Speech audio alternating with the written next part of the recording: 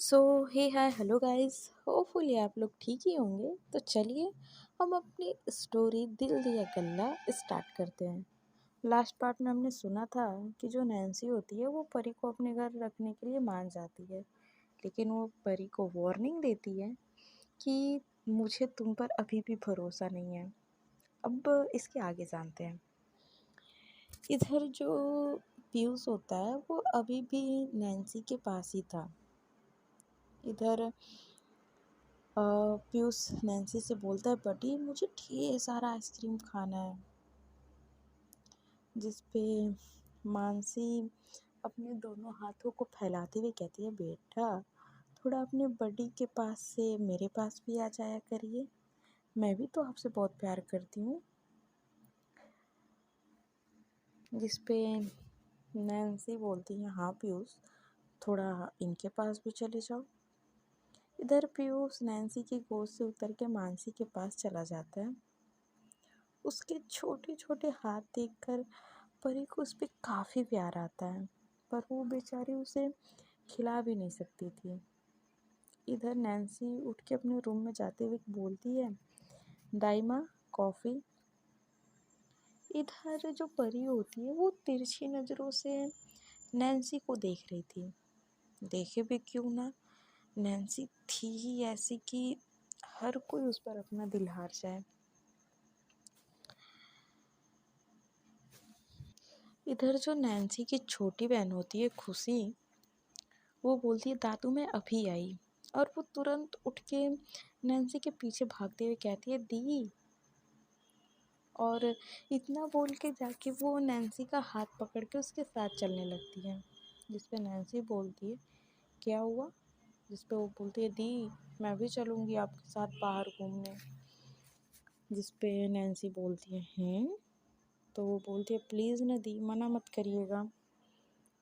इधर नैन्सी के सामने किसी की नहीं चलती थी, सिर्फ खुशी ही ऐसी थी जो नैन्सी के सामने जिद करती थी और नैन्सी उसे पूरा भी करती थी। इधर जो नैन्सी होती है वो अपने रूम में जाके बेड पे बैठती है और कहती है, बाबू आप बहुत ज़िद्दी हो गई हो। जिस पे खुशी रोनी जैसी सूरत बना के कहती है, आप मुझे नहीं ले चलोगी? जिस पे नैन्सी खुशी को घूरते हुए कहती है, आपको अच्छे से पता है कि मैं आपको कभी डांट नहीं सकती और ना ही आप पे गुस्सा कर सकती हूँ, जिसका आप फ़ायदा उठा रही हैं। खुशी की कभी हिम्मत नहीं हुई कि जिद करने कभी किसी की इतनी हिम्मत नहीं हुई जो आके मुझसे जिद करे। इधर नैन्सी की बात सुन के खुशी हंसने लगती है और ये देखकर नैन्सी को भी हंसी आ जाती है। इधर मैं आपको बताना भूल गई थी, मैंने आपको बताया था आई थिंक कि नैन्सी की एक भाई और एक बहन भी है। तो बहन का नाम खुशी है और भाई का नाम यथार्थ होता है। इधर नैन्सी भी मान जाती है बाहर जाने के लिए और कहती है, अच्छा ठीक है वेट करो मैं अभी आती हूँ। जिसके बाद से खुशी नीचे चली जाती है। इधर नैन्सी अपने रूम में आती है और अपने कपड़े वगैरह चेंज करती है। और हम दूसरी साइड देखते हैं, एक लड़की बार को कॉल लगा रही होती है। कॉल लग रहा होता है लेकिन कोई उठा नहीं रहा होता है। फिर वो बोलती है, ये स्नेहल की बच्ची मेरा फ़ोन क्यों नहीं उठा रही है? Snehal please pick up the call. तभी कोई उसके रूम में आता है और बोलता है, मुस्कान कहाँ खोई है तुम? इस पे ये लड़की जो मुस्कान होती है वो डोर की साइड देखती तो वहाँ पे एक लड़का खड़ा होता है। जिस पे वो कहती है, रोहित भाई आप कब आए ऑफिस से? जिस पे रोहित बोलता है, तू कब आई? जिस पे स्नेहल बोलती है, भाई मैं तो ऑफिस से कब की आ गई थी, एक्चुअली आज ज़्यादा काम नहीं था तो इसीलिए जल्दी चली गई। जिस पे रोहित बोलता है, अच्छा ठीक है चल नीचे चल, तुझे पापा बुला रहे हैं। इस पे वो मुस्कान बोलती है, जी भाई आप चलिए, मैं आती हूँ। इधर जो रोहित होता है वो तुरंत ही मुस्कान के रूम से चला जाता है। मुस्कान एक बार और स्नेहल को कॉल करती है, लेकिन जब फिर से कॉल पिक नहीं होता है तो वो चिढ़ जाती है। फिर वो बोलती है, फ़ोन नहीं उठा रही हो ना, मत उठाओ, मैं कॉल ही नहीं करने वाली हूँ। और इतना बोलकर वो नीचे चली जाती है। यहाँ मैं आपको बता दूँ कि जो मुस्कान है वो एक बहुत बड़ी फैशन डिज़ाइनर है। इनका अपना एक अलग ही कंपनी है जिसको ये खुद ही चलाती हैं, और दुनिया भर में इनकी डिज़ाइंस बहुत फेमस हैं। तभी वो नीचे आती हैं तो उनके पास एक छोटा सा बच्चा दौड़ते हुए आता है और कहता है, बुई। जैसे मुस्कान देख के कहती है, हाँ बेटा क्या हुआ? जिस पे वो बच्चा कहता है, मुझे घूमने चलना है, आप ले चलोगे मुझे घुमाने? जिस पे स्नेहल भी मान जाती है, कहती है ठीक है चलो चलेंगे घूमने। और इधर जो रोहित होता है वो भी कहता है, मैं भी चलूँगा तुम लोगों के साथ। जिस पर मुस्कान कहती है, हाँ भाई बिल्कुल। और उसके बाद से ये तीनों निकल जाते हैं घूमने के लिए। इधर दूसरी तरफ जो परी थी तो वो किचन में ही खड़ी होती है, जिस पे दाई माँ उसको ट्रे पकड़ाते हुए कहती हैं, ये कॉफ़ी का मग ले और जा नैन्सी को देकर आ। जिस पे परी बोलती है, मैं देकर आऊँ? जिस पे दाई माँ बोलती है, हाँ तेरा ऐसे काम शुरू होता है, चल जा इसे देख कर आ, फिर तू आ तो मैं तुझे दूसरा काम बताती हूँ। इधर परी को ना चाहते हुए भी ट्रे लेकर नैन्सी के रूम की तरफ जाना ही पड़ता है। पर बेचारी परी को पता ही नहीं था कि नैन्सी का रूम कौन सा है। तो जो दाई माँ होती हैं वो उसे नैन्सी का रूम बताती हैं, और उसके बाद से जो परी होती है वो अपनी गर्दन झुकाए हुए जल्दी से ही नैन्सी के रूम की तरफ बढ़ जाती है। इधर परी सीढ़ियों से होते हुए नैन्सी के रूम की तरफ जाती है और अपने मन में कहती है, नैन्सी अरोड़ा, जितना आपके बारे में सुना था आप उससे लाख गुना है। मैंने कभी सोचा नहीं था कि मेरी मुलाकात आपसे ऐसे होगी। आई नो कि मुझे अंदाज़ा नहीं था। खैर, जब हो ही गई है तो उसमें क्या ही किया जा सकता है। और इतना वो सोचते हुए नैन्सी के रूम की तरफ जाने लगती है और फिर कहती है, चल परी अब फॉर्म में आ जा। फिर परी एक गहरी सांस लेती है और दरवाज़ा खटखटाती है। उस पर अंदर से आवाज़ आती है, कम इन। परी दरवाज़ा खोल के अंदर जाती है, तभी नैन्सी देखती है, बोलती, तुम? जिस पे परी बोलती है, वो दाई माँ ने आपके लिए कॉफ़ी भिजवाई है। जिस पे नैन्सी बोलती है, कॉफ़ी? जिस पे परी तुरंत अपना सर हाँ में हिला देती है। फिर नैन्सी बोलती है, वैसे तुमने पढ़ाई कितने तक की है?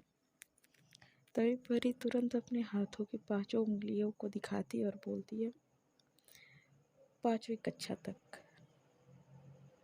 जिसे सुन के नैन्सी बोलती है, what in me what is mean कक्षा? जिस पे परी अनजान बनते हुए कहती है, क्या क्या बोला आपने? जिस पे नैन्सी जैसा ये था उसके कहने का मतलब कि उसको नैन्सी की भाषा समझ में ही नहीं आई थी। तो फिर वो कहती है, अच्छा हाँ वो अंग्रेजी में बोलते हैं, याद आया, क्लास। जिस पे नैन्सी बोलती है, बोल क्या रही हो? I said get out. जिस पे परी अभी भी वही खड़ी रहती है। जिस पे नैन्सी फिर बोलती है, जा रही हो या नहीं? जिस पे परी उसको देखती है और फिर कहती है जी जा रहे हैं, और परी तुरंत रूम से बाहर निकल जाती है। बाहर निकल के वो बोलती है क्या इंसान है, गुस्सा तो नाक पे बैठा रहता है, खैर मुझे उससे क्या। और इतना बोलकर वो मुंह बनाते हुए नीचे चली जाती है। इधर परी झूमते हुए नीचे आ रही होती है और इधर किचन में दाई माँ उसका इंतज़ार कर रही थी। बेचारी परी को तो पता ही नहीं था कि यहाँ पे हर तरफ सीसीटीवी कैमरे लगे हुए हैं। वो किचन में आती है और फिर बोलती है जी दाई माँ, जिस पे दाई माँ कहती हैं माँ, तो जिस पे परी बोलती है हाँ वो हमारे गांव में ना सब ऐसे ही बोलते हैं। जिस पे दाई माँ कहती है अच्छा ठीक है चलो अब मेरी मदद करो। तो परी बोलती है क्या करना है मुझे, तो वो कहती है कि आलू साफ़ करना है, और फिर परी को आलू की तरफ इशारा करती हैं। यहाँ पे जो दाई माँ होती हैं वो सारे सर्वेंट और कुक को ऑर्डर दे रही थी। दाई माँ का काम सिर्फ उन सबको ऑर्डर देने का था, उन्हें कोई काम करने की इजाज़त नहीं थी। दादाजी ने उन्हें काम करने से मना कर रखा था। उनका काम बस इतना था कि वो सबको उनका काम बताएं। इधर जो परी होती है वो सारा आलू लेकर वॉशिंग में रख के टैप चालू कर देती है और पानी से आलू साफ़ करने लगती है। पर पानी आधा फर्श पे गिरा रही थी जानबूझ के भाई। जिस पे दाई माँ परी को देखकर गुस्से में कहती हैं दाई माँ नहीं, ये कुक देखता है। वो देखकर गुस्से में कहता है ये लड़की ये क्या कर रही है। जिस पे परी बड़े मासूम सी शक्ल बना के बोलते है जी आलू साफ़ कर रही हूँ, वो दाई माँ ने अभी कहा था ना कि इन्हें साफ़ कर दूँ। जिस पे वो कुक बोलता है हाँ मुझे दिख रहा है कि तुम आलू को वॉश कर रही हो, पर पानी फर्श पे क्यों गिरा रही हो। तो परी बोलती मैं पानी गिरा नहीं रही हूँ, वो खुद गिर रहा है। तो वो खुद वो कुक बोलता है आलू तो तुम्हें साफ़ कर रही हो ना। तो परी बोलती है हाँ। तो कुक बोलता है तो परी बोलती है तो क्या, तुम अभी के अभी ये काम छोड़ के फर्श पे गिरा पानी साफ़ करो, और एक मेहरबानी कर देना कि तुम दोबारा किचन में मत दिखना। जिस पे परी बोलती है क्यों। तो वो कुक बोलता है कितना सवाल पूछती हो, जाकर अपना काम करो जो बोला गया है।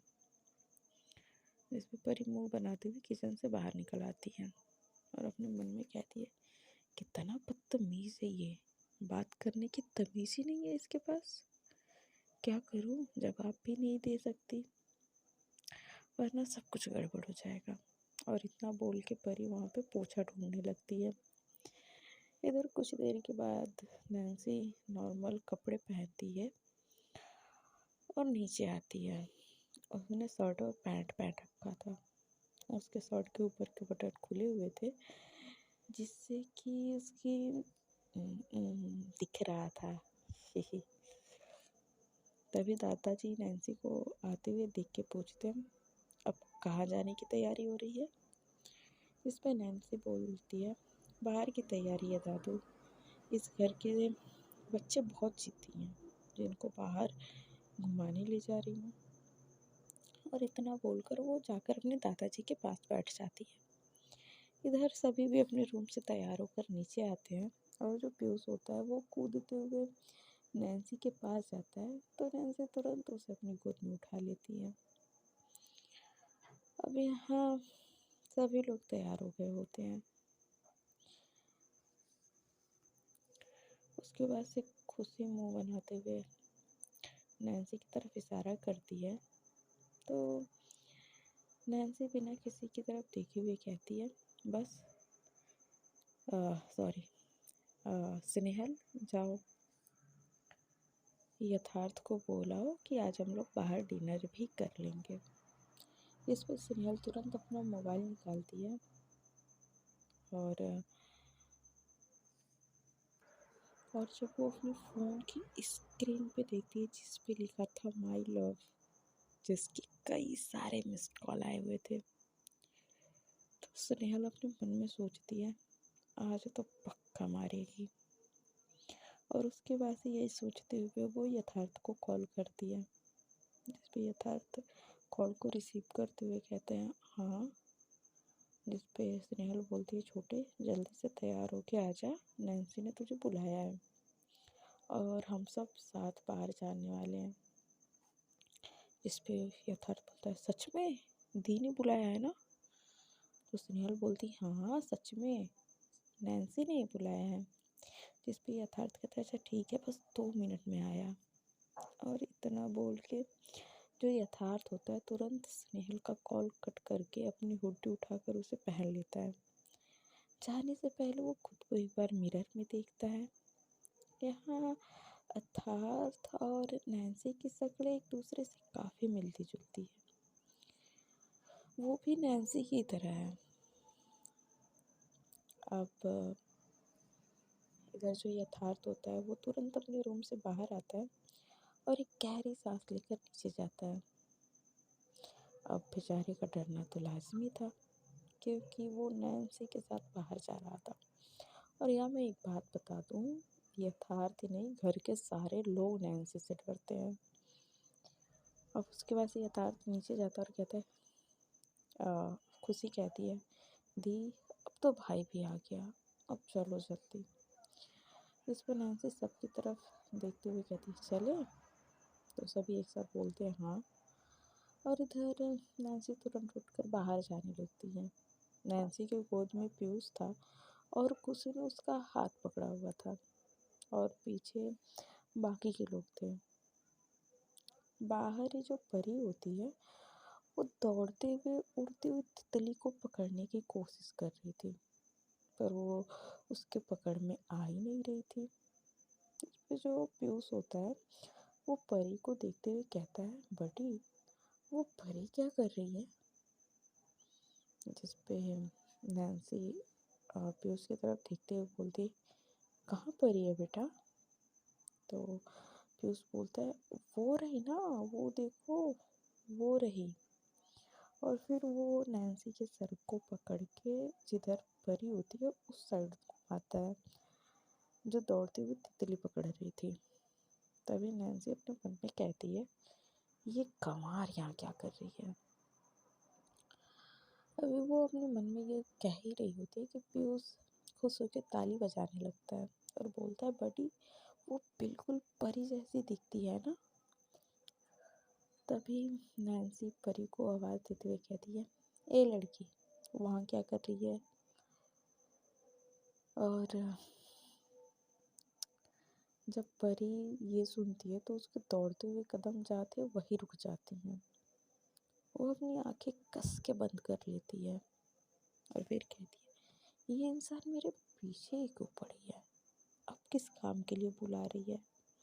और इतना बोल के परी वापस से अपनी आंखें खोलकर मुस्कुराते हुए मुड़ती है और बोलती है जी मेम साहब मैं तो तितली पकड़ रही थी, यहाँ बहुत रंग बिरंगी तितलियाँ हैं। और फिर बोलती है वो तो आपने मुझे यहाँ काम के लिए रखा है पर कोई मुझे काम करने ही नहीं दे रहा है, सब मुझे भगा दे रहे हैं। और इतना बोलकर जो परी होती है वो अपना मुंह लटका लेती है। जिस पे जो दीक्षा होती है वो एक टेढ़ी स्माइल करते हुए बोलती है तुम्हारे जैसे लोगों को काम करने भी कौन देगा? इधर जो परी होती है वो दीक्षा को गुस्से से घूरते हुए कहती है मतलब अपने मन में इतनी बड़ी जुबान सॉरी इसकी बड़ी जुबान चल रही थी। तभी खुशी सबका ध्यान अपनी तरफ खींचते हुए कहती है दी लेट हो रहा है। और इधर जो नैन्सी होती है वो सबको बोल के खुद भी कार का डोर ओपन करती है, खुशी को बिठाती है और फिर खुद बैठ जाती है और सभी एक एक करके कार में बैठते हैं। तो ड्राइवर गाड़ी आगे बढ़ा देता है और इधर परी सब कुछ जाता हुआ देख जीभ निकाल के चिढ़ाने लगती है। सो गाइस, आज के पार्ट में बस इतना ही। मिलता है नेक्स्ट पार्ट में और जानते हैं कि आने वाले पार्ट में क्या होता है। तब तक के लिए bye bye, tata, take care. आप लोग अपना ध्यान रखिए। Bye bye guys.